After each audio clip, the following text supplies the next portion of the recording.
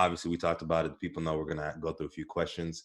Very first question we got to ask you is now kind of explain to us from your perspective, right, as a professional, how should healthcare entrepreneurs be looking at their money and the concept of money and then how that money works for them? Off the bat, you want to start with retirement. That's one of the most neglected things nowadays is retirement savings. You hear a lot about, generational wealth, things of that nature. The best thing you can do for, your kids or the generation underneath you is to be able to take care of yourself in retirement and not have that burden land on them. So off the bat, 401k, tax advantage retirement accounts are really should be like the first thing you focus on when it comes to money. Yeah, kind of explain too, because I know a lot of people that hear 401k retirement accounts. I think most people don't even understand like the different kind of retirement accounts. Everybody just thinks like the majority of people at least are thinking 401k and that's about it. So just kind of go deeper into it, give us a little bit more of an understanding. Okay, so the 401k is usually priority, usually number one. And that's because most companies offer a 401k match. So any, pre-tax money that you put into that account, your company will match up to a certain amount, whether it be 4% or, the standard 6% each year. So we want to make sure we're taking advantage of that free money. Second on the list, I would say, is the Roth IRA. Now, this is another tax advantaged retirement account. What you can do with that is you put money in that's already been taxed, and you have tax-free growth on any of those gains in that account. So that's literally like one of the best advantages you can have when it comes to investing overall, is that tax-free growth. That's why I always stress the importance of focusing on retirement accounts.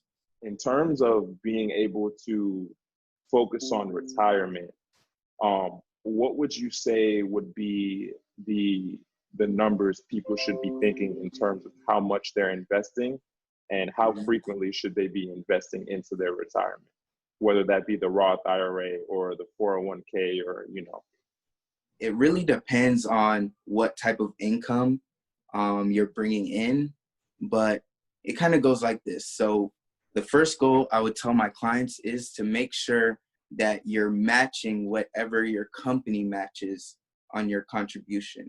So if that's 4% of your salary, your goal would be to, make sure you're contributing 4% of your salary to get that full match. Now, once you've reached that, then I would say, okay, now you can start step number 2, open up a Roth IRA, right? And put that same 4% into a Roth IRA as well. Once you've done that, right, you want to switch back over to your 401k and actually increase that until you can reach the limit, because there's actually a limit on how much you can put into these tax advantage accounts every year based on your income. And you want to make sure you're reaching that limit to get the full advantage from your 401k. And then once you've reached that limit, you can switch back over to your Roth IRA. And then you can keep contributing until you reach that limit, for the year. So I'm glad like you brought up the fact that you should definitely contribute and put in the max amount, right? Just kind of explain like the tax advantages between the two, like a traditional one and the Roth one. Okay, so now with your 401k, obviously they're taking pre-tax money and putting that into that retirement account. So before they take out, Medicare, Social Security, you're getting that, tax-free money being put into that 401k. And then once it's in there, you're not being taxed on any of the growth. Now, when you reach 59 and a half, 60, and you're ready to retire, right? You won't be working anymore. So what does that do? That brings you down the tax bracket, right? So now you're being taxed at the lowest, tax bracket because you're not working. So then you basically be pulling those contributions, being taxed as someone who isn't working, right? So that's where you get the full advantage out of that one. Now with the Roth IRA, right?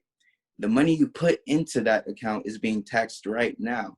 And, you know, the reason why a lot of analysts say that you should have both is because, you know, the tax rate right now is actually at its lowest point, one of the lowest points in history, you know? So, you know, take advantage of both by putting in some taxed money now, and then having that growth also, you know, grow tax free.